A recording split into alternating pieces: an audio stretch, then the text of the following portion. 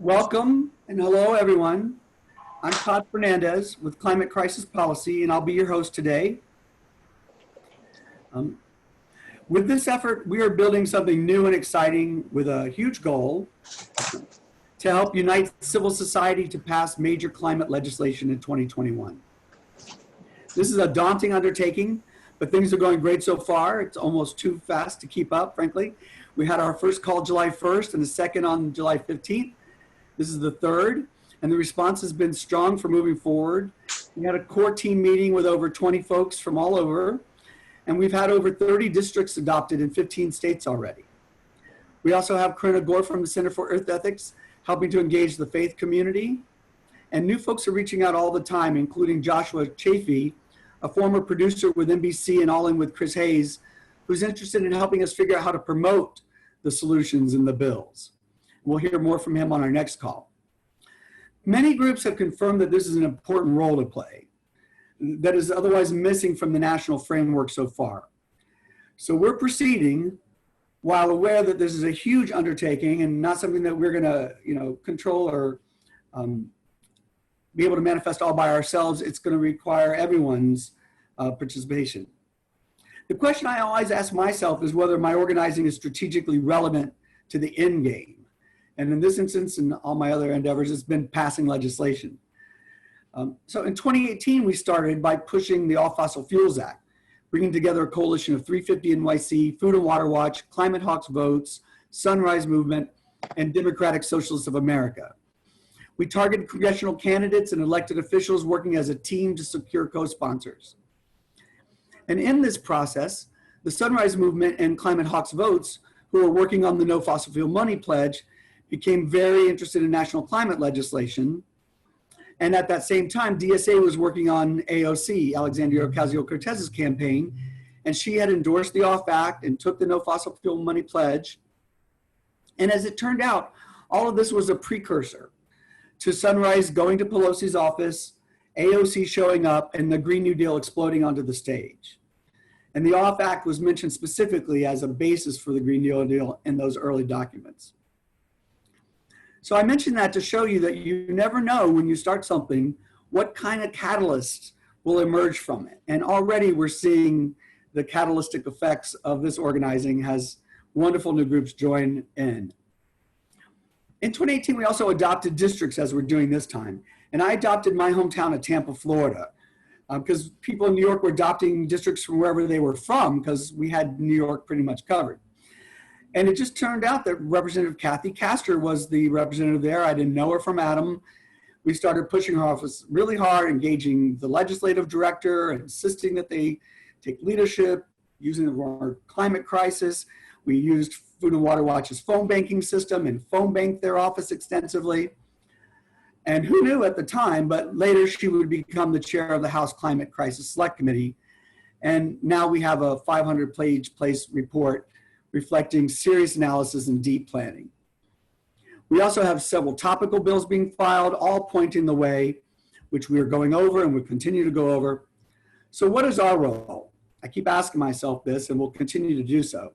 The more I reflect on it, the more I think our role is to point out what's missing from all these policy proposals and bills, and then also to organize for ground game, to pressure for aggressive solutions that fit the emergency. And then last, we're also striving to unite the big greens who are actively working increasingly with one another to have a public-facing campaign to work collectively and to hopefully build more internal infrastructure, coalition infrastructure and capacity. So together we have two main fronts, policy analysis and adopt a district, which we'll go into more today. But before diving in, we have two presenters, one to discuss the carbon fee legislation and the other from the League of Women Voters to talk about ground game capacity and coordination. And afterwards, we'll get into the adopted district machine that's in the works and next steps there. And then we'll delve into the policy discussions, the policy digest, and work to chart our way forward on which bills we can all work on. So without further ado, first up we have Jerry Hinkle from the Citizens Climate Lobby. CCL is a wonderful initiative that has created a vast network of citizen activists who are amazing advocates. I hear them all the time and engage with them a lot, and I couldn't be more excited about that strategy and that approach of creating a citizens team that's going to pressure Congress for action. So on that, I want to welcome Jerry Hinkle and thank you and CCL for all you're doing. Greg, if you could highlight Jerry, and we'll give it to Jerry. Take it away. Thank you so much for being here.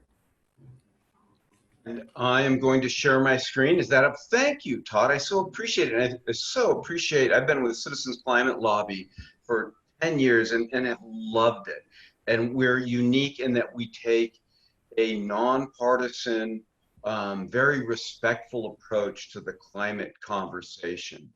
So we treat everyone with appreciation and respect. And what it's helped mostly with is working with those on the right. It's important to us that, as you have said, Todd, it's critical that we pass strong U.S. climate legislation. We'd like to do it in a bipartisan fashion. We've really focused on that because we believe that if it's got broad support, it will be more durable and stable. Because an absolute key result of national legislation will be to show that to the rest of the world, the other emitters, which are responsible for 85% of global emissions, and that, making clear that the U.S. is in it for the long haul with broadly supported legislation that won't fall by the wayside with the next election cycle will further help spur emission reductions from them. So I'm Jerry Hinkle. I'm our economic research coordinator. I've also been on the board of directors for 4 years, and I'm going to try to, you can see my screen, I hope? Yes. Now I need to find out how to, I just found out how to forward it. Question number 1, is carbon pricing effective? And this is Resources for the Future, RFF's carbon pricing calculator. You can Google that and you can get to this screen. This shows emission reductions, and I've selected a number. What I've selected here are the bipartisan introduced bills that are essentially what I'll call revenue neutral carbon tax. What that means is you charge for pollution. We know it shouldn't be free. Things will go very bad for humanity if polluting is free. And all the funds are returned into the economy in some way, shape, or form. I think we should mute that. So here's what RFF says. So the top line is the business as usual. So over the next 15 years, CO2 emissions from the energy sector are expected to decline slightly to 4.83 gigatons a year. Okay. Under the other revenue neutral carbon tax bills, these are payroll tax bills, payroll tax swap bills, emissions are reduced about a third to 3.2 gigatons. Our bill, there's no mystery here, it's just a stronger carbon price. Emissions are reduced to 2.29, 53% in 15 years. According to the peer-reviewed analysis, this is very effective legislation. It will reduce emissions. I wanted to mention as well, there's some forthcoming analysis. It's coming out into a top journal from top US climate modelers. And this is really supportive of our carbon price. Their bottom line conclusion is that if you're looking for a net zero CO2 emission target by 2050, which is increasingly popular, that this is an objective that many are discussing, including the House Select Committee. What's required to achieve that are carbon prices, 34 to 64 in 2025, 77 to 124 in 2030. This is right down the middle for EICDA's carbon path, or HR, the Energy Innovation Act. We are $55 a ton in 2025 and $105 in 2030. So we feel very good about the effectiveness of the legislation. We think there's every reason to believe it'll get the job done consistent with science-based targets. That's our number one commitment. We care a little bit less about how you get there, but it's critical that you get there.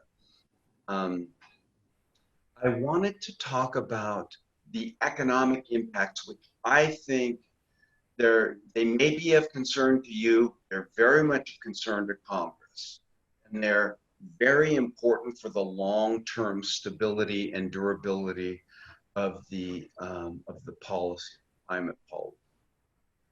And there's very good news. This is from Dr. Noah Kaufman, his testimony to the Energy and Commerce Committee back in December. You can Google and find this. It's a great short read. He's looking at the economic impact of various revenue-neutral carbon tax. What you've got here, the dark line is current. It's actually 2016 GDP, and what GDP is expected to be the first blue line, what it's expected to be 10 years hence. Okay, so there's clear growth expected.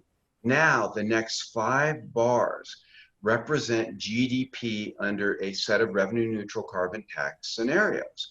And what you see is consistent with his conclusion. Roughly 0 impacts on the overall growth of the US economy. What we used to hear out there, climate policy is a job killer. Climate policy is bad for the economy. The truth is, you can design it so that it's somewhat negative for the economy. It will reduce jobs, it will reduce economic growth. Not a revenue-neutral carbon tax, minimal impact on the economy. Our bill is this second to the last here. That's where the money goes back to households directly, what we call carbon fee and dividend. And you can see very little impact to the economy. Now, this study, and these studies generally, do not include the very substantial climate benefits and health co-benefits that stem from the policy.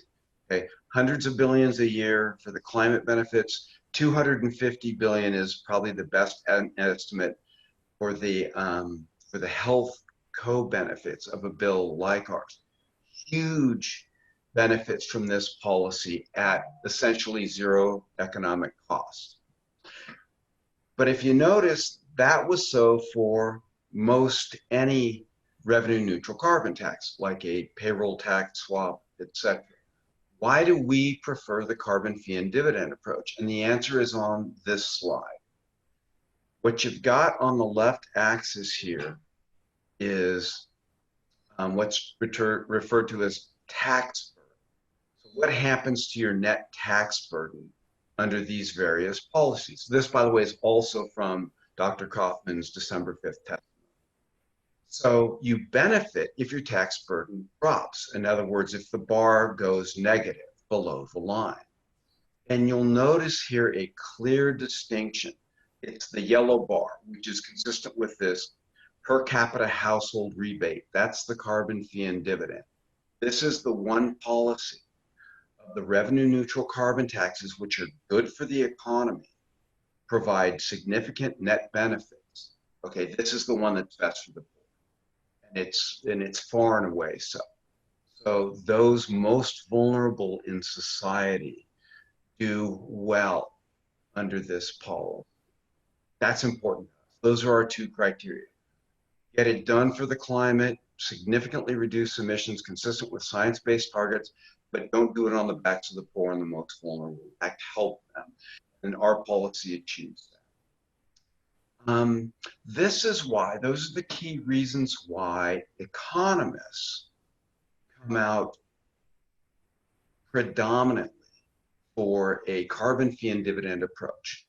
This was in a January 17th editorial in the Wall Street Journal, a statement signed by over 3,500 economists from across the political spectrum. Ellen Greenspan on the right, Janet Yellen on the left, 27 Nobel Prize winners all in between, and really what they're calling for is carbon fee and dividend. A gradual rising price on pollution, we know that it must be that way, return all funds to the American household.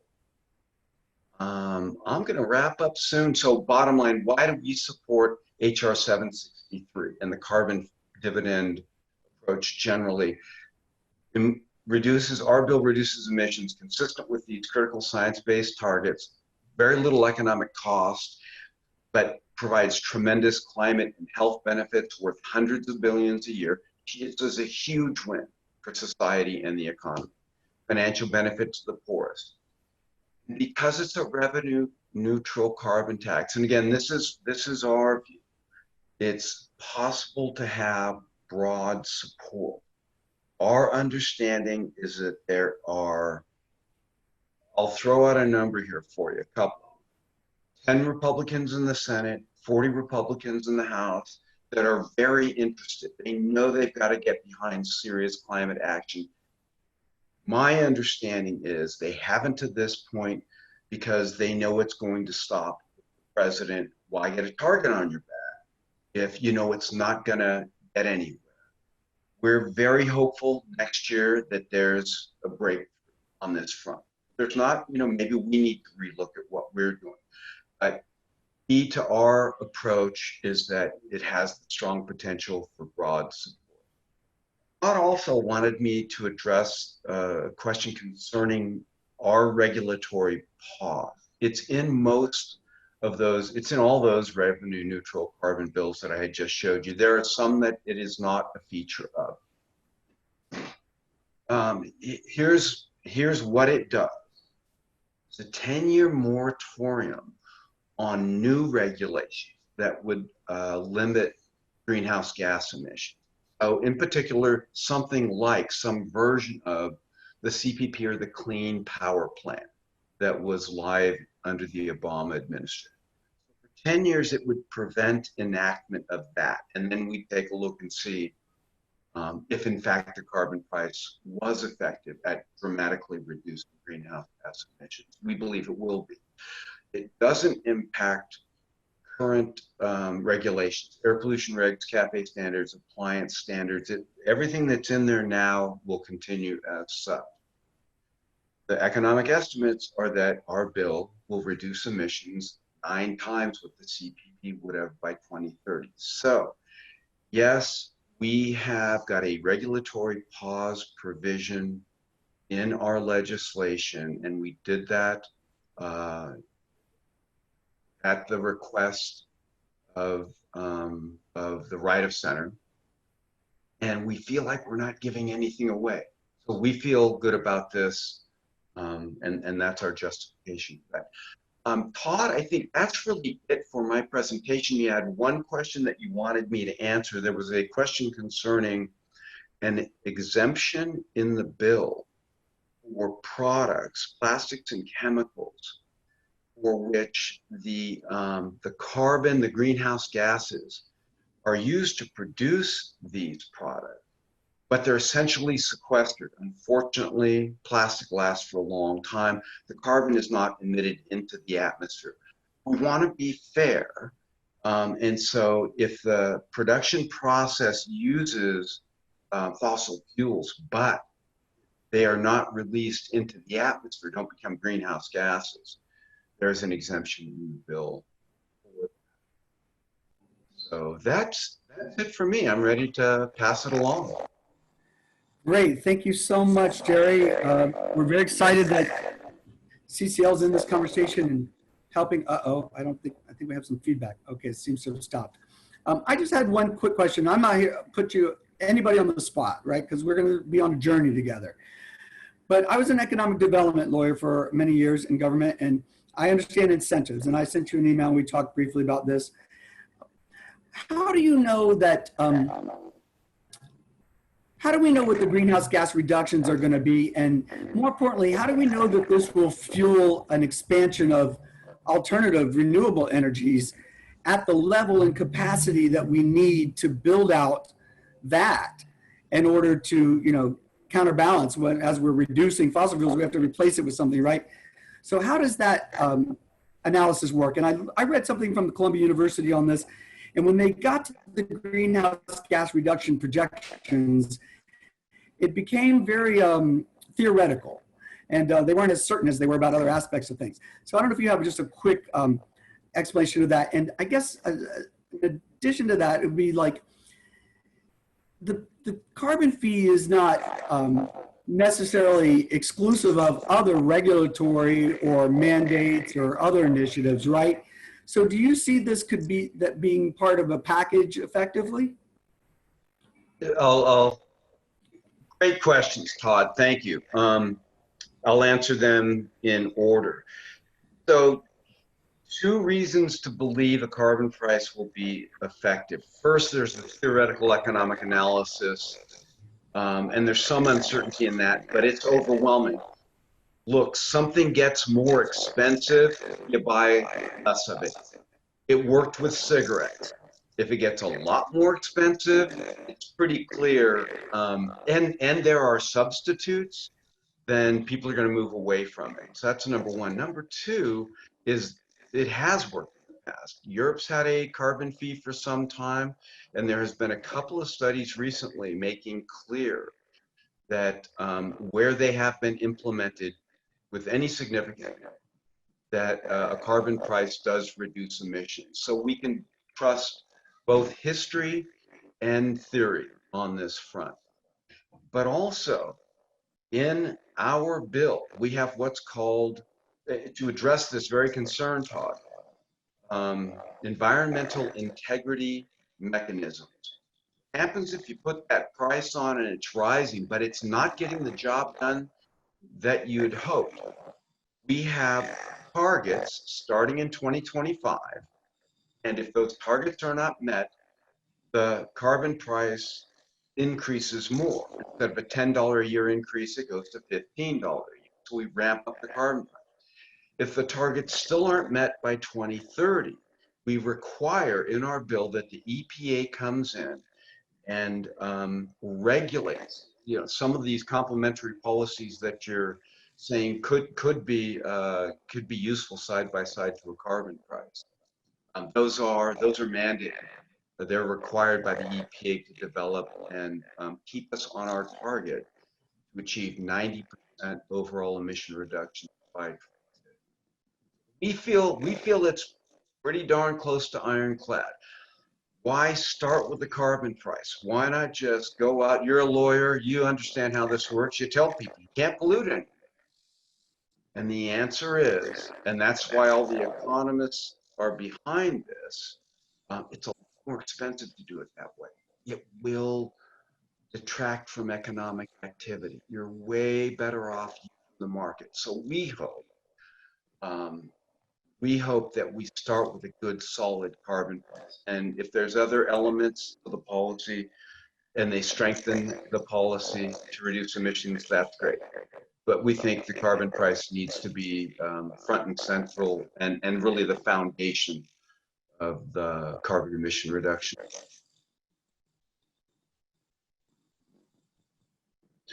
You may be muted. I said, wonderful. Thank you so much for that. I realize this is a complex conversation and we're just in the beginning stages of it as a collaboration. So we'll continue. This has been very helpful to get us started. And Todd? Next we'll move on. Oh, yeah, somebody. Yeah, sorry, I raised my hand. This is Jan. Hi, Jan. Hi, I just have one quick question for Jerry before you let him go, if I may. Just a point of clarification on the regulations. All right, but we're going to make it short because we promise you it's super short. People to debate. So yeah, super short. Just Jerry, I just wanted to make sure that the 10-year pause on regulations is only related to fossil fuel impacts. In other words, we can bring back NEPA, we can bring back the Clean Water Act and some of the other regulatory rollbacks. Yes, that's right. Okay, thank you. It only pertains to greenhouse gas emissions. Yeah. All right, wonderful. And I have more questions. I could ask you questions for another half hour, but we're just trying to, begin the conversation without getting too deep in the weeds right away. Happy to come back anytime, Todd, if people have further questions. Look forward to the partnership. We've got the same objective.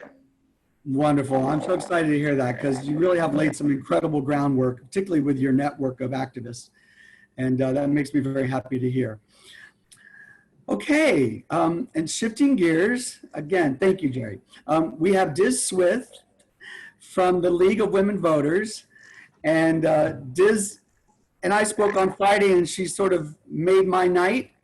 I was exhausted by that point, so I don't know how coherent I was, but she started telling me about the League of Women Voters and their capacity and their interest and so it made me very excited. So welcome, Diz.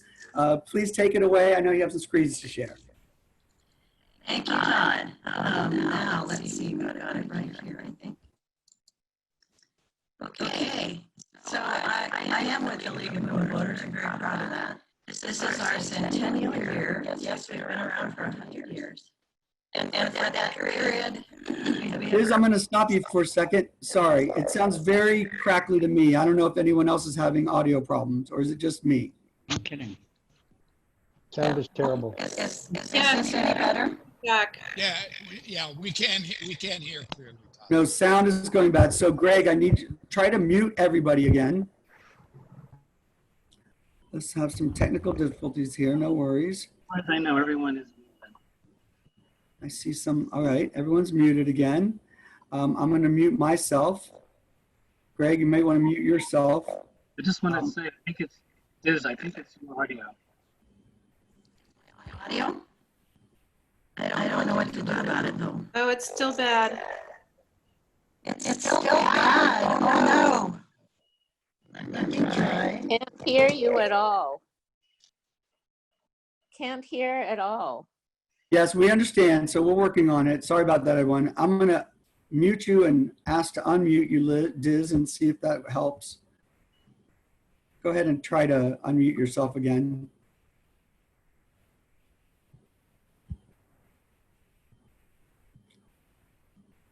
Can you talk? Oh, there. Go ahead and try to speak again, Diz.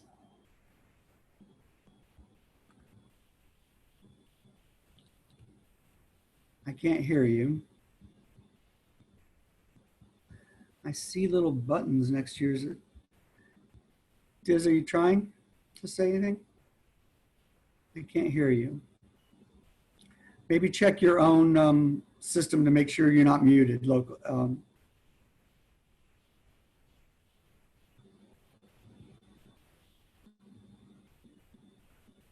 Greg, are you with us still? Yeah, I'm here. I think, Diz, you should check in your audio settings to see if there's something going on there.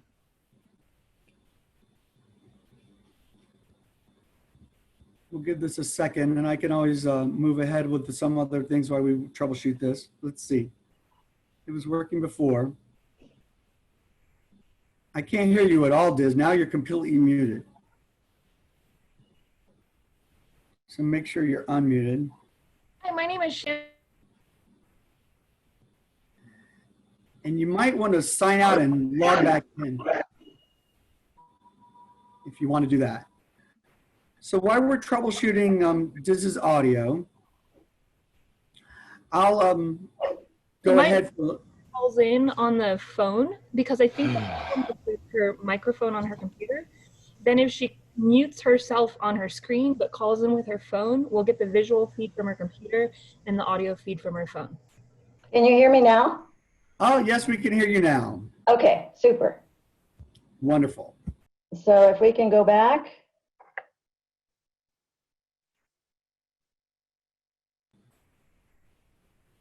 Okay, wonderful. Can you see the screen? We can see you. Now you need to screen share. Screen sharing has stopped. Yep, start it again. Okay, why are we not seeing the? Well, that worked for moving forward. Sorry about this, guys. No worry, these things happen. It's not a problem. It says, why, it doesn't show me the, Are you still a co-host? Yes. So at the bottom, you should see the little button at the screen share. Yes, I do. I should, but I don't. Oh, you don't see it down there. No. You see the whole toolbar at the bottom with the mute, stop videos, Nope, I don't see any of that toolbar. This is terrible. I'm so sorry. Oh, no, don't feel sorry about it. Please, we know these things happen. It's not a problem. It's really not a problem. So Well, On your picture, you should like go to the, put your cursor on your picture, and then the screen at the bottom should pop up. I know it should, but it doesn't. It's not. Yeah. Try hitting escape. I Escape think on if you what? move your cursor to Okay, the bottom, okay. We're getting closer. Getting closer.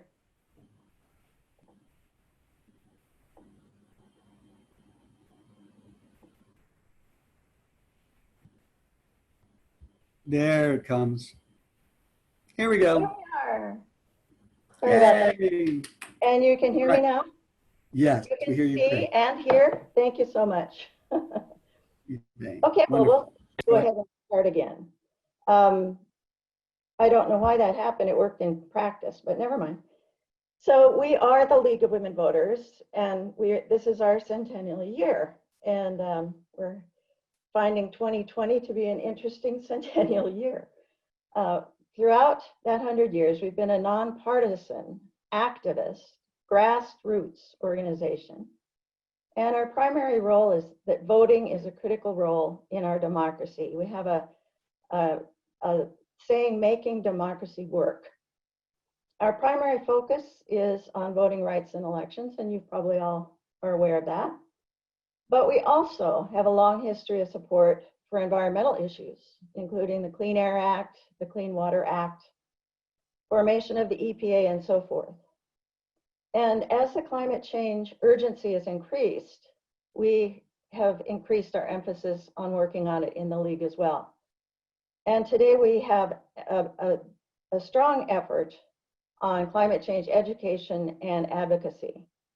The square on the bottom is what is from our website, that we as citizens of the world see that we must protect our planet from climate change while still providing pathways to economic prosperity.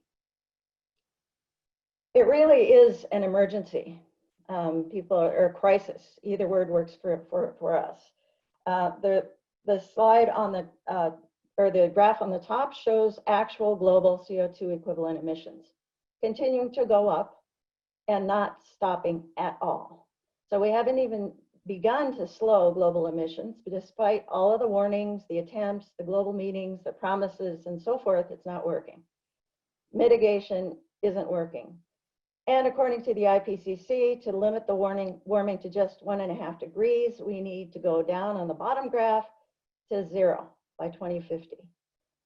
Doesn't look likely, does it? And so now is the time for everybody to get together, and Todd, this collaboration is certainly needed. This is a map of the climate action intensity, if you will, of the League.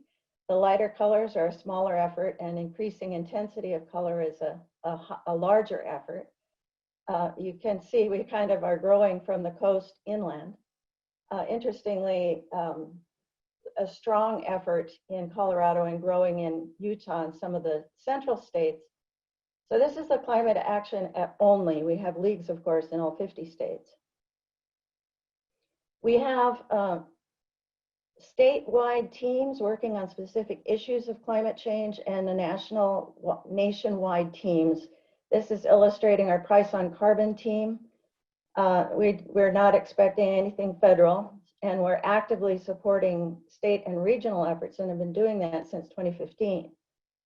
Our position is to support, we agree with Jerry that we need, whatever it is, we need to get a price on carbon. It is a critical piece of the climate mitigation progress. And we support either cap and trade or a carbon tax and fee, but we don't have a position on how the revenue is used. So if it's carbon neutral, fine. If it's used to promote non-fossil fuel renewable energy, that's fine. So we think the sausage is made in the states and the regions on the revenue, and let that happen. The image on the right is our Price on Carbon website endorsed by the National League.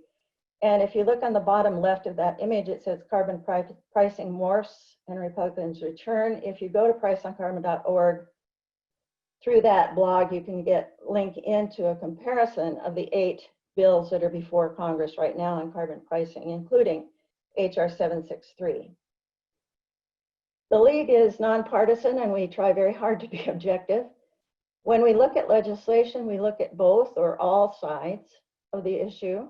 We try to look at unintended consequences, and we look across all disciplines, so not in a silo. As we do that as best we can. So we consider economics, we consider social justice, we consider how much greenhouse gas will be limited, all in the same thought process.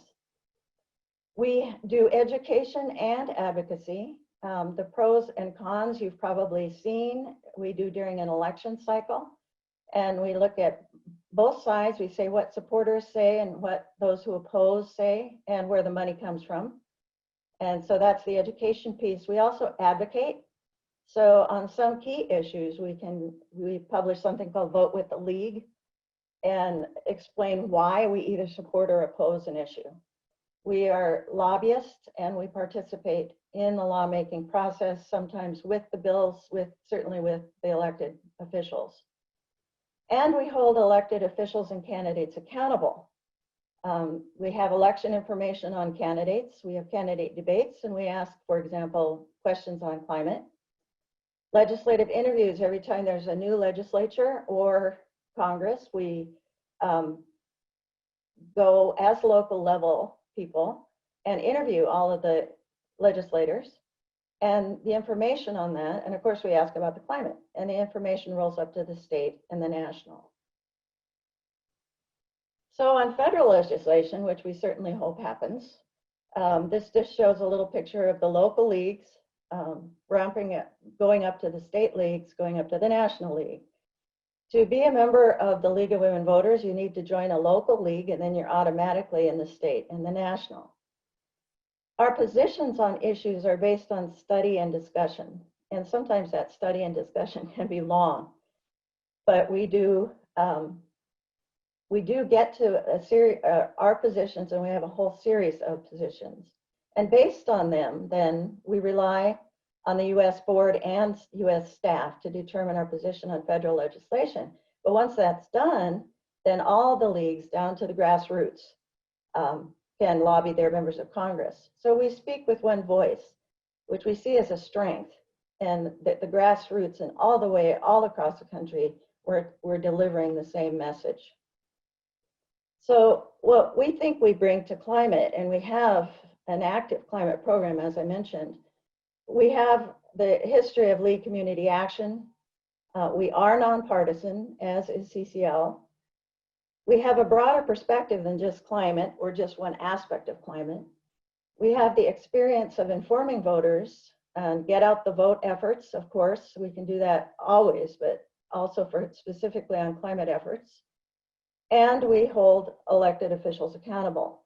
So being working on climate at the federal level is a wonderful idea, but it's not happening this year, as Todd and others have said.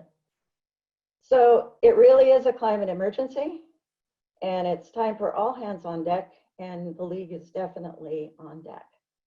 Thanks, Todd.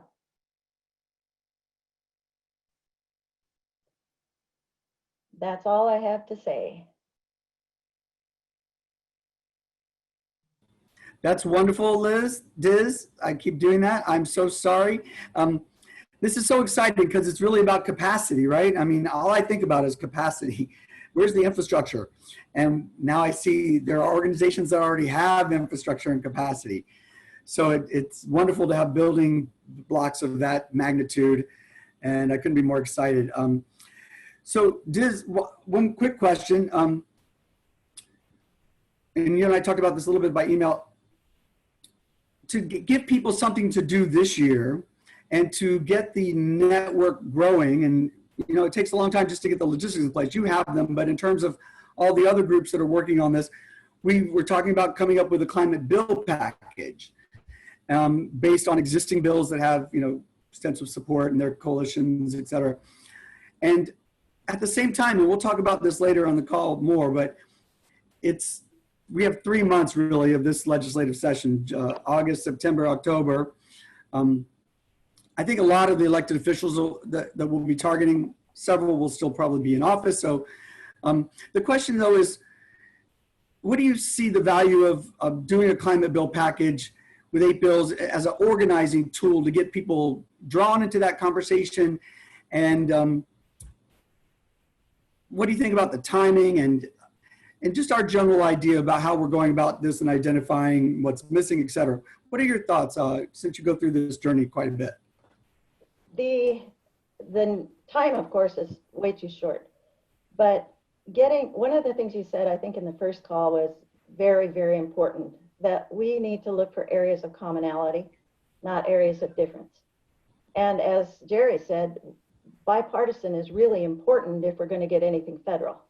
We need to have agreement and discussion, and it can't be my way or the highway kind of discussion. It has to be really listening and really understanding all sides' points of view.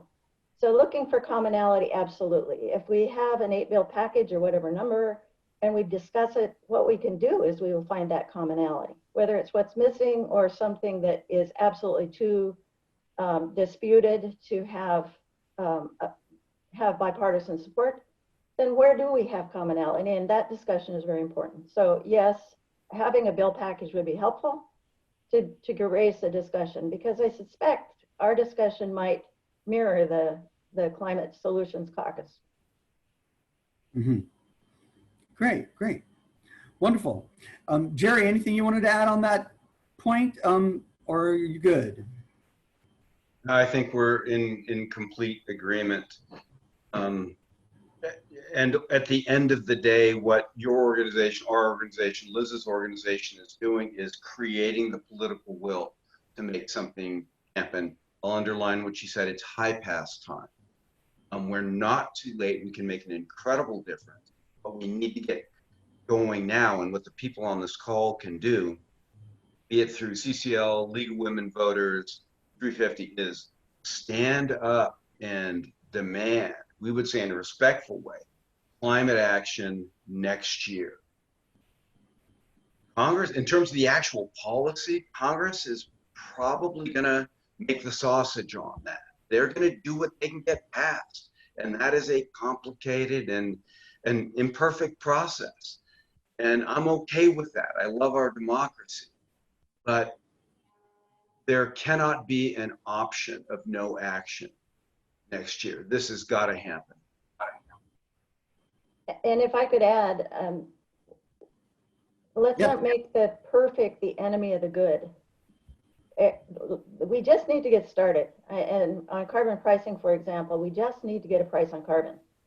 And that needs to get started sooner rather than later. Obviously, we're already way past time.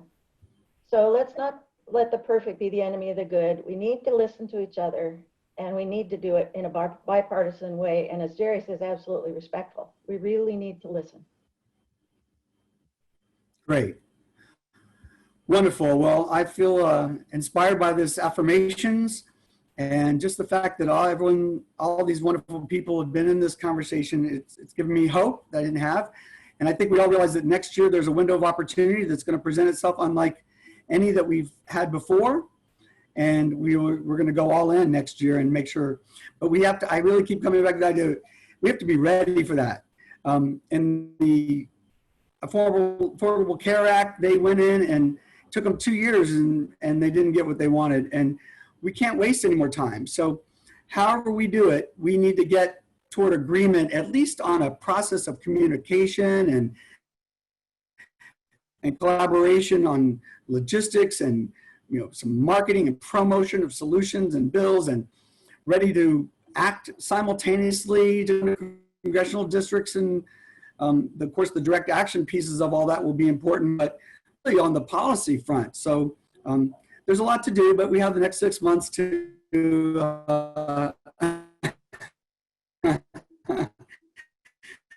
whole 6 months. And fortunately, we have a lot of, so with that, I think I'll thank you both for being here, and you're both welcome to stay as long as you'd like, of course. Diz, I hope you, we're going to be talking a lot, I hope, over time. And we'll move into the next segments of the call. We're running a little bit late, but that's okay. We had some important discussions. I'll fast forward a little bit through then some of what we were going to talk about. So the next things up are real quickly on the adopted district. So the idea here is that we need a lead person who's willing to be point for each congressional district in the 435. And you won't be alone. We'll keep trying to create what Chad Frischman said was a dream team. So the idea is to build a local network, a local coalition of the willing. And so we have all these kinds of groups that have national representation, like Climate Reality and 350. And so I'm hoping that we will replicate essentially what we have growing here on each district level. And so it really just starts by having somebody who's willing to be the point person for that conversation. And we just need somebody's name and email associated with the district so we can start the process of coordination and figure out who's helping the information flow. And when people have questions, somebody to go to. It's been sort of exciting to see over 30 districts adopted already in 15 states. And some of those have state leaders that are willing to help coordinate the districts, and others still need that. We have like 10 districts adopted in New York. And so we have an amazing team here already. Colorado is unbelievable. California's got some great leadership, and they have, I don't know how many districts they have. They have a huge number of districts, 73, I think. So some states are harder than others, but we're recruiting now, and you will have complete support, you know, from me at least for now, and we'll be looking to build the support network within the adopted district team so that when new people join, they will have someone to talk to who can onboard them and walk them through the initial stages. By our next call, maybe, hopefully, we'll have a toolkit ready, and that would just basically be an email that's prepared for you to use as a sample to initiate your contact with the legislature, saying you're part of this working group. We don't even have to, we don't know what we'll call ourselves, this network, growing network, and we're looking for co-sponsors for these bills. You could be able to, in many instances, you'll be able to say you've already co-sponsored 2 of these bills. Here's 7 more for you to consider, or 6 more for you to consider, whatever your local group decides to support. And we'll be talking more about that when we get to the bill package process. But within the frame of adopted district, there'll be a draft email, there'll be fact sheets or additional information on all these various bills. And it's just really a process of initiating a conversation and building a relationship. And then more importantly, building your outside team that will then help to start echoing your request for co-sponsorship. And so I just invite everyone to do that. If somebody could post the intake form in the chat, if that's active, that would be great. And on that form, there are also other questions about your core team. The core team met and had over 20 people, and that was wonderful. And we'll be meeting on Monday nights, the first and third Mondays of the week, of the month rather, first and third Mondays of the month. And we just came together and started to meet each other, and that was really nice. And it was fascinating to hear the depth and range of organizations and geographically that we already have in the mix. So everyone's welcome to join that. We keep an open and inclusive organizing circle intentionally because we believe that bringing all this forward and having transparency about the legislative process and inviting everyone into what is typically an insider conversation, to my mind, is critical in terms of developing the real political power that we need. And I don't believe the insider game is going to get us over the finish line, even though it's strong and we have the right leadership coming into play. There's a long way to go between that and results, particularly results that are going to be big and bold enough. So if you're interested in adopting your district in your state, please fill out the form or email me and let me know, and we'll add you. We have all these spreadsheets started with people adopting districts and the state leads, and so we'll add you to that, and we'll be communicating over time as to next steps on that. There's no emergency to getting started with your adopted district, but there's a lot of lead time, and so just signing up first and then starting to talk to your community and et cetera. You know how this goes. We have a lot of experienced organizers, so I won't do the basics. I think that's it. Oh, one other thing on this is if you could go look at the document that says vote count. And I'm not going to try to pull this up and talk at the same time, but in all the emails, there's a section at the bottom that says materials and has a variety of things, including one that says vote count. If you click on that, you will find all the congressional districts and then all the various bills that we've been discussing so far across the top. And you can see, go find your congressional person and you'll see which bills they support. And that'll give you a good idea of how open they're going to be to other legislation. Some of the bills on there are bills that are old bills, like the Green New Deal resolution's there, the OFF Act is there. I don't believe that these things will be in play next year, but they're, that gives you an idea of how amenable the particular congressperson is. And as I say, we only have 3 months to the election, but many of your congresspeople will continue, and all the infrastructure that you're building will then transfer. It doesn't, it's not elected official dependent, it's the district that you're organizing. So I think that's it. And you'll be able to see, what support there is already for these various bills. It's quite interesting. I enjoyed it myself. And I think that's it on the adopted district. Rachel Goodgal, are you on the call? You're here, right? Yep, I'm here. Is there anything I'm forgetting about the adopted district effort? I don't think so. It's all coming. It's all getting created as we continue talking about the bill package. All right, wonderful. We're hoping to make some nice tools, and anybody who gets into it and wants to be a leader to help other people is very more than welcome. And we'll do the rallying. We're mindful. We're a volunteer organization. We have been the last few years. We're now a new nonprofit, so maybe one day in the future we won't all be volunteer, but right now we are. And what our role will be then to continue to facilitate, of course, and convene, but also to inspire you. So I'll be putting out lists of all the adopted district members, and you'll be able to see them. Everyone will be able to see them and what states we have covered and what's missing. We'll tally how many co-sponsors there are for all the various bills now, do a benchmark, and then we'll go after them, more co-sponsors, and hopefully they'll start to trickle in, and we'll report back on that. So it'll be an engaging process where we try to provide the excitement and fuel and the connective tissue that lets everybody stay aware of what everyone else is doing.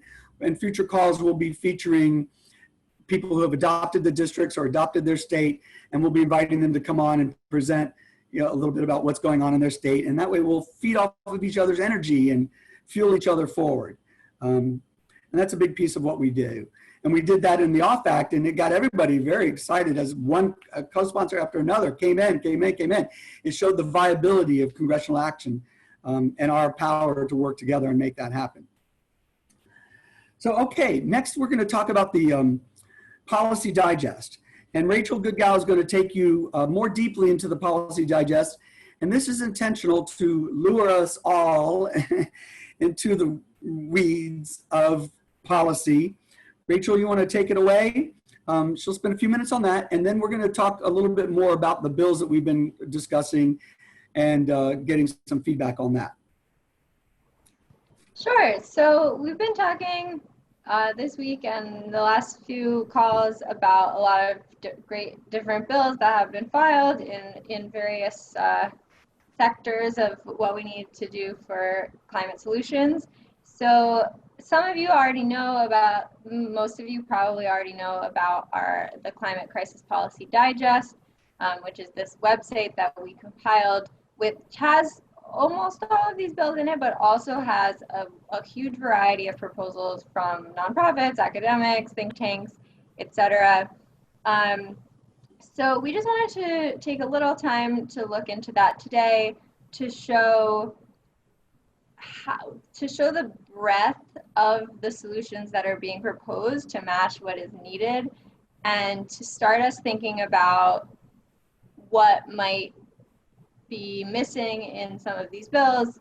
Are we considering all the aspects? So I'm gonna screen share and go into the digest, and I will try not to scroll too much to make everyone dizzy, but just talk a little bit about some of the different aspects of the different sectors in hopes that it will get help get you thinking on what's out there, what's been proposed, what needs to be in legislation, and maybe some pieces of some sectors that maybe you haven't thought about before.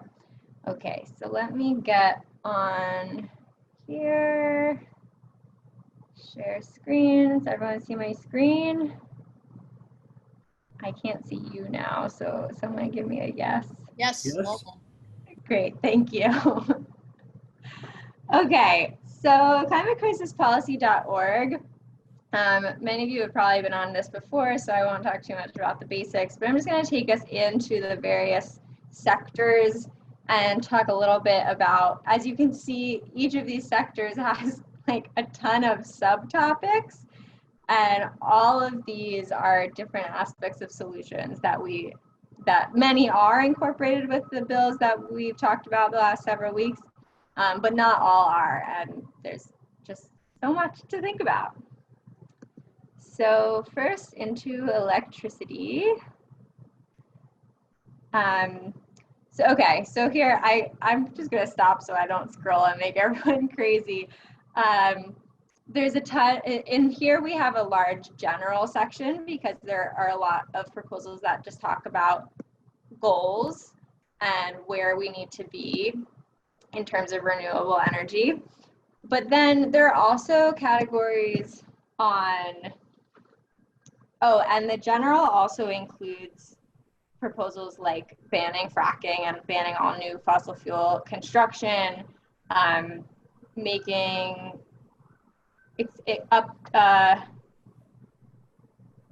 no, general doesn't include that. Okay, so general includes general goals and also bans of what we can't be doing. And then of course there are these more specific subtopics on wind energy, supporting solar, supporting distributed solar. There's a lot in here about distributed energy, having more community-based electricity systems rather than all utility-based electricity systems. Also, grid flexibility and microgrids are an important aspect that I knew nothing about, and I'm just starting to learn about how the electric grid needs to be updated to handle these new distributed energy systems and work to support the transition. Now I'm going to go into, hopefully my internet is fast enough to do this in a reasonable way. Greenhouse gas policy. This is, of course, some proposals have ideas that are very cross-sector and don't fit into one of our boxes. So that's why we have this general greenhouse gas emission sector, like net zero emissions by 2050. Obviously, that's very important, but not sector specific. This section also includes things like creating registry and reporting requirements for greenhouse gas sources, mandating a social cost of carbon that can be incorporated into legislation, creating buy clean programs, like that all public procurement dollars have to be spent on it. It could be products that don't fuel deforestation or other ways of targeting spending to help spur the transition.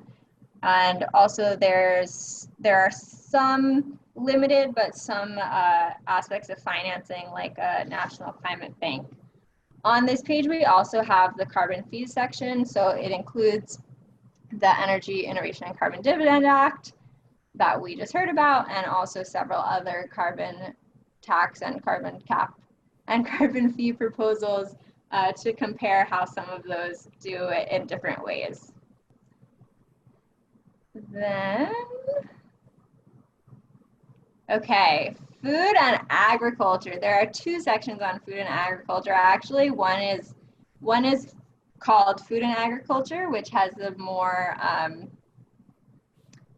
specific subtopics of like technical solutions like silvopasture and managed grazing, improved rice cultivation that can help reduce emissions or increase sequestration. Also, reduced food waste on here is a huge one, and plant-rich diet. Those are two large specific solutions within food and agriculture. And then we have our other category on food and ag, which I will not click into just to minimize moving around, but is general farm policy, and that one is more discussion of the ideas for reforming the farm system to make it, in the United States, to make it overall more sustainable, more, what's the word I'm looking for? More supportive of the agricultural communities and workers, and more just for everyone. And of course, we talked about several bills in the food and ag sphere, the Agricultural Resilience Act, that bill that the name is escaping me, but to ban CAFOs, that's a Cory Booker bill. There are a lot of great bills in this sector, most of which are in the digest. Then we have land, water, and forest, which is a huge opportunity for sequestration, of course. And some of the main ideas are respecting Indigenous peoples' land management and extending tribal land management plans to cover National Forest System lands, and respecting their stewardship and promoting the ways in which Indigenous peoples' management can really help us with climate needs. We also have more generally forest restoration and protection. Wetland protection is a big one that I didn't know anything about before this. There's a proposal to protect 20 million acres of existing wetlands and 2 million new miles of waterways. So a lot of really interesting things in here. What's next? I think materials, waste, and recycling. Yes, materials, waste, and recycling. So this one is a very top of mind for a lot of people, reducing plastic consumption, increasing recycling, implementing extended producer responsibility schemes to reduce waste. And there's also in here a lot about refrigerants, as most of you probably know, or maybe don't. Hydrofluorocarbons, which are used as refrigerants, are super potent greenhouse gases. There is a United Nations amendment to the Montreal Protocol to phase them out. Of course, we have not ratified that amendment, but there are a lot of proposals to phase out HFCs and to manage them better, because even if we phase them out, there will be a huge bank of them, like we had with CFCs before, that need to be dealt with properly to avoid huge emissions. Then we're into buildings. Buildings are so exciting. There's so much cool stuff we can do with buildings, making them net zero so they don't use any more, sorry, I lost my notes, any more energy than they produce. We also have a lot of retrofitting, improved insulation, improved HVAC systems, requirements to install green roofs or solar on existing buildings to combat the urban heat bubble and produce more electricity. So yeah, a lot of very cool ideas in buildings. I highly recommend it. And then transportation, another thing that a lot of us think about because it's in our lives all the time. So transportation, we have electric vehicles. Obviously, that's transitioning out of fossil fuel vehicles is super important, but also improving public transit, improving pedestrian space and bike infrastructure so that we are less dependent on motorized transportation overall. Electric bikes, I need to try electric bikes. I love biking. These are my favorite categories. But you can just see that there's a huge array in here of solutions. Then we have our justice topics. So women's health and education is a focus of the project drawdown. I'm not going to click into there because it's not a huge section, but we all know that reproductive freedom is vital in its own right, but also can help us with the climate crisis. Then we have just transition and environmental justice. So just transition in the Climate Crisis Policy Digest focuses on workers. So making sure that the fossil fuel workers and other industry workers in industries that may need to be displaced in the transition are not themselves displaced, are not burdened by this transition. So it has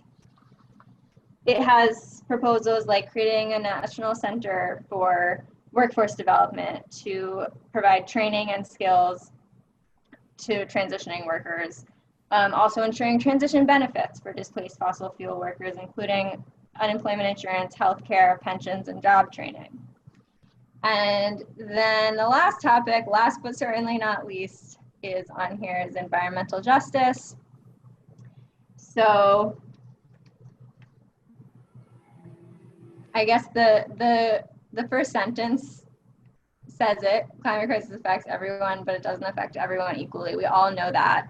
So crafting climate legislation that redresses the burdens that have been shouldered by low-income communities and communities of color is super vital. The categories in here are community empowerment, stakeholder consultation, making sure those communities are represented at the decision-making table. Co-pollutants is a huge one, just all the other air pollutants that come from fossil fuels that really burden disadvantaged communities and will advantage us all if we get rid of them. There's also a little bit in here about adaptation planning. The digest is not focused on adaptation planning, but many of the proposals we read had aspects of adaptation in them, so they're included here. Labor rights, trade in a just manner, and then there's a section on allied causes, which are perhaps not strictly climate related, but are goals that are shared by a lot of the movement. So I think that's my wrap. Hope I didn't talk too quickly. I'm happy to take a few questions if we have time. Wonderful. Well, Rachel, thank you so much. Obviously, the reason we're drawing people back into the Policy Digest is to show the vast scope of solutions that are going to be required, and to make it clear that there's no one panacea that's going to fix all the elements of the economy and industry that are contributing to the situation. So I just invite everyone to please go and read the digest and study the sections that you're most interested in. And this segues us into the policy conversation that we were hoping to have. It's already 10 minutes after 1, and so we won't be going as in depth as I would have liked to that. So let's see. This is the hard part, really, is figuring out how we're going to come to accord on policy and how we're going to work ourselves as a team. I've been giving this lots of thought. We had one meeting where we had policy folks on it. We have an email thread started where there's all sorts of conversation going on. And what I think we're gravitating toward is a couple things. One is that we would continue to use the Policy Digest to evaluate all the bills and proposals that come out. So I think we're going to embark on the task of taking the Climate Crisis Committee's report and cross-referencing it to the digest. We've done this with other bills and even other large bills, but this will be a substantial undertaking. It seems like it will be a good idea for us to reconstitute our sector teams. So on each one of those topics that Rachel just described, we had a team working on reviewing those things. And I think it would be useful if we at least had people take point again and be willing to look at all the materials, the bills that we're looking at, and help us see what's missing, et cetera. So if you're interested in that, that would be wonderful. the policy team will be meeting at the general core meeting again on this coming Monday, and we'll figure out more specifically what our working process is going to be. And now the question of a bill package is what I want to try to touch on a little bit before while we had time. It seems like the best approach to this is to allow for everyone to make their own decisions at the local level. And all the organizations involved need to review these bills and decide for themselves what they feel about those existing bills. And so that's where it's gravitated toward, and that's it's in lieu of us trying to collectively make a decision of that nature. There are a lot of complications with that. That said, it would be nice if we could present a suggested bill package so that, you know, the organizations know which bills to focus on in terms of their review. But then we'll leave it always up to the local adopted district teams, who will hopefully be representing more than just an individual, but the group and who's reviewing these bills, to decide which bills to seek co-sponsors for. And this is designed to retain our individual autonomy, to avoid the potential for conflict and dispute, and to help us over time to establish where we have common agreement and where we have less agreement. And so as we build our relationships with each other and locally, it's easier to have conversations, I think, like that. And I've been in a lot of heated organizing worlds in the past, and I'm doing everything I can possibly to bring that experience to bear to make this the friendliest and easiest going process we can have. And that's fundamentally important to me, and not just to me, but to this undertaking, because our goal really is to find a way to work together despite having differences. And that is no easy task. If it were, we'd already have a national coalition, we'd already have a national policy platform, we wouldn't be wondering what do we all think and where, you know. And so what we will sacrifice in terms of certainty along the way, hopefully will build cohesion in terms of our spirit and our collective intention to work together. And so when you hear me talking intermittently like this, as opposed to very clearly directively, it's because I myself am on that journey and figuring out how to navigate it with us. So the policy team will be working on that, and the policy team's real goal is to be objective and presenting information, collecting information, pros and cons, what's there, what's missing. It's a lot of tedious work, but it's sort of fun. And I invite everyone to that. I wanted to put some polls up today. I was going to run us through the various bills that we've already talked about. And, you know, so we have 5 farm bills, and they tackle different parts of it. I don't think any of them are really problematic in that there's any provision that people would be opposed to. They might not be strong enough or forceful enough. They might provide incentives instead of mandates. These kinds of things we'll have to review. And we were going to put up a poll, and I was going to invite people to say, okay, green, yellow, or pink. Green is, yeah, we think this is a no-brainer. There's no reason to oppose it. Yellow is there's some tricky questions that we need to spend more time on. And then pink is in lieu of red would be, these bills have, you know, conflicting opinions within the movement, within the community. And that we're going to really put those in that pink zone so that we know that we're going to have to navigate that in a more delicate way, in a, you know, careful process way. And so, Greg, I don't know if we have a poll. And with these polls, we're just taking the lay of the land.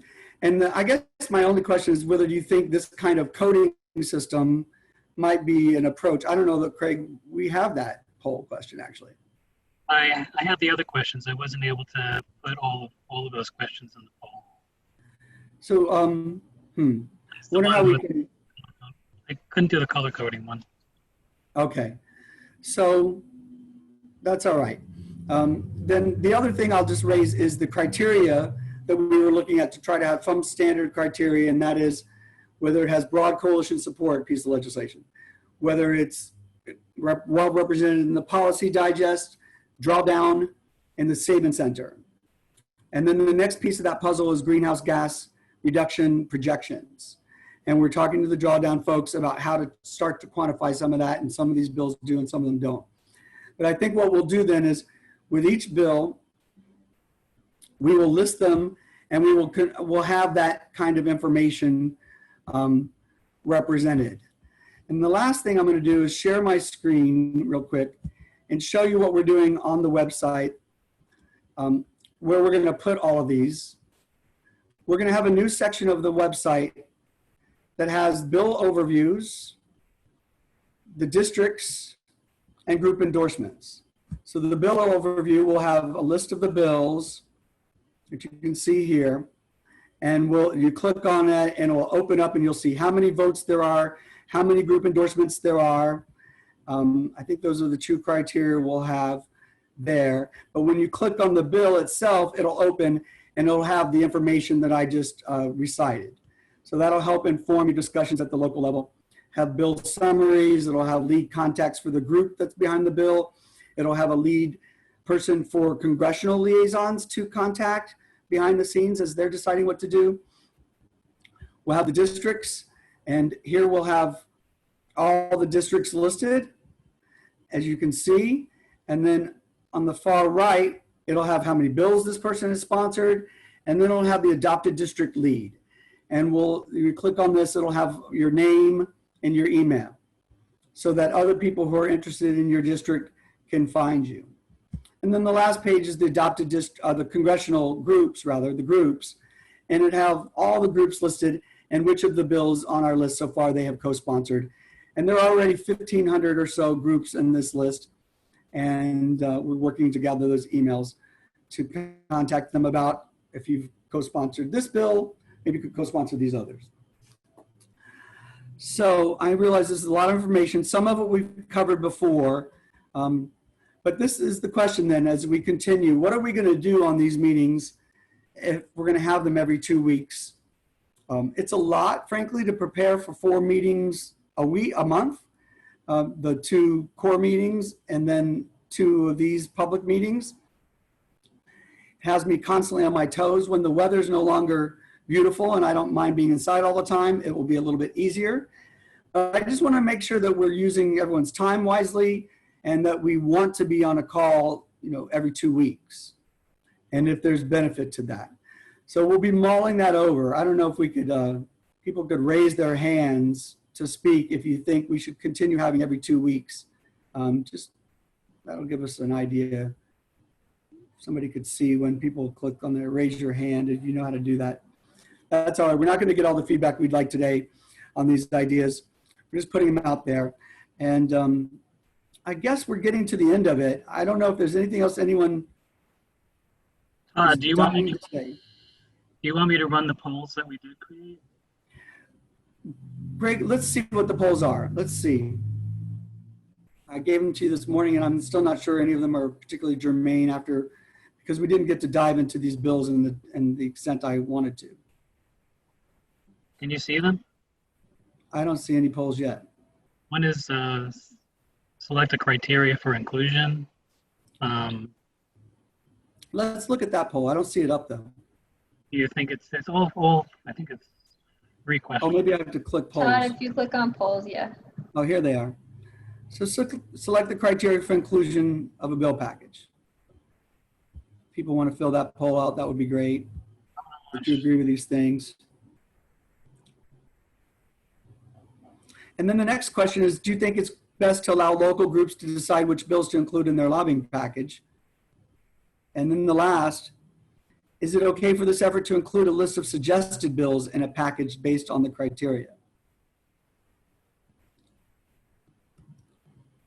I don't see people taking the polls, but, oh, there it goes. Wonderful. And this just gives us a little bit of the temperature of the room as we're trying to inch our way forward. The last call we were on, we had polls and we forgot to publish them. And so if you don't publish the poll, you don't get to see the results, even on our end. So let's make everything public, Greg, if you can, and publish everything once, however that works, so that everyone can hear on the call, can see the results. And I just want to wait for more responses. all right, yeah. 18 out of 45, 20, 21. All right, people are responding. That's wonderful. So I'll just buy some time. I wish we had a poll question of whether we should have the meeting every 2 weeks or once a month. Part of me feels like we could have a call once a month and keep everybody up to speed, and that will give us more time to have results. And then email serves to fill us in along the way. And I think I'm leaning toward that direction as I consider my own sanity. But we'll keep everyone informed for now. Keep the next meeting on your schedule, and we'll, just stay tuned to emails. And while people are voting, I'll just add that it's wonderful. We have so many passionate, extremely well-informed people in this mix, and that's a wonderful asset. It's also a complicated factor when you're trying to coordinate this many people. So with respect to our email lists, and I'll just ask everyone if you could refrain as much as you can from emailing the group or even the subgroups that we're on. And let's use those phone calls to have those conversations. I think it's easier, particularly if you want to post ideas or share ideas or materials or information, that's one thing. But let's avoid, if we can, debates and somebody posts something and somebody says, oh, well, what about this? And just start engaging each other in debates, because it starts to make the space a little less friendly. If we're going to call people to task on their sharing, it would discourage people from doing that. So the tone that we set and the way we communicate with each other is a very important underpinning as we're building this paradigm and this intention. So just be mindful of how we use email along those lines. Hopefully that makes sense. I know all of you are on plenty of emails. You don't need to spend too much time. So, okay, well, we have some results to just touch base quickly. Looks like we have over 60% for, we have 70, 63, 67 for the digest, project drawdown, coalition support. That all looks pretty strong. Sabin Center document drops down to 42, which is interesting because I know there are a lot of provisions in there that can be controversial. And then everybody wants to hear the greenhouse gas reductions. That's wonderful. Me too. So that way we'll say, okay, we're fighting for this. What's it actually going to accomplish? And then 67% people think local groups should decide. 33 is maybe, so that's 100. That's close enough. And then 92, oh, all right. So this is very helpful. 92% think we should have a suggested list of bills. All right, great. And that will also depend a little bit on whether the groups behind the bills are on board with being part of a package, although that's not a prerequisite. These bills are in the public domain, but to the extent they are, obviously that will be a plus. All right, well, if anyone else on the call that's taking a lead or is very excited about this project, wants to give us some closing remarks, I would welcome that. I don't know how we'd figure out who that is. Maybe I'll just revert back to Diz. Diz, do you want to close us out? You've inspired me to keep going, so maybe you can help us inspire everyone else too. Oh, thank you. Unmute myself. Well, thank you for the confidence. Whether we have a list of bills or not, we do need to keep the conversation going. And as Jerry said earlier, we need to inspire constituents. If the Congress people realize their constituents are not in favor of the direction we're taking now and would need to move toward climate action, then they'll respond. So Congress people care about who their constituents. They care about getting their vote. And if the vote is something that is not getting where their constituents want them, then they're going to change their direction. So the district work on any of the bills actually will demonstrate the need to do something on climate. So the district work, whether we have this exact same bills, if we keep hearing that Congress people keep hearing that climate is so important to their constituents, I think that's a big improvement. And whether or not we get exactly the bills is sort of a second order. Also, as Jerry said, the sausage gets made in Congress. We can have bills that we really want, and then the sausage gets made. And so we need to be flexible within that. So is that enough summary for you, Todd? Yes, I think that really drives the point home, is that we're trying to organize by district, get more and more people focused on this rather complex conversation of policy, and gather the information, make it more accessible for local groups, and to keep the conversation active so that we're not asleep for the next 6 months and then we wake up and everything's moving and it's too late and we don't know where we are and we're not coordinated. So I think focusing on the fact that we need to build a constituent force to collectively just demand action in and of itself is going to be a valuable value added. And I think the way it's going to all shake out is that a lot of the ideas are going to be incorporated into things, and then there's going to be a set of ideas that are missing and timelines that are not clear. And I think through our 6 months, we will effectively get to zero in on that. And then with our network, we start broadcasting that, and that could be real value added. Because I hear from folks all the time that had input into the committee report and the various other efforts that they submitted all their ideas, but their ideas didn't get adopted. So, and the way that works is that congressional, staff, they basically convene and you have to go and play very nicely and professionally to be invited to the conversation. You can't push. And there's going to need to be the outside muscle. And so increasingly, I think that's going to be us. It's daunting to think that that is us, and hopefully it'll be a lot more. And I'm sure it's going to be a lot more people in every organization, but hopefully we'll help with all those who don't have another home base to make sure that you're part of the conversation. Okay, I don't know what time it is anymore. I think it's, oh, look at that, 1:29 on the dot. So thank you all. Please stay attuned to your email threads and feel free to write me with ideas and suggestions about what we're doing right, what we're doing wrong. But please just write to me instead of lists of folks, and we'll make sure your voice is represented in things as we go forward. And without anything else on the table, I think I'll say thank you, everybody. We'll see you again in 2 weeks, unless you hear otherwise. And again, our next core meeting is Monday night at 7 o'clock. Thank you so much. To be continued.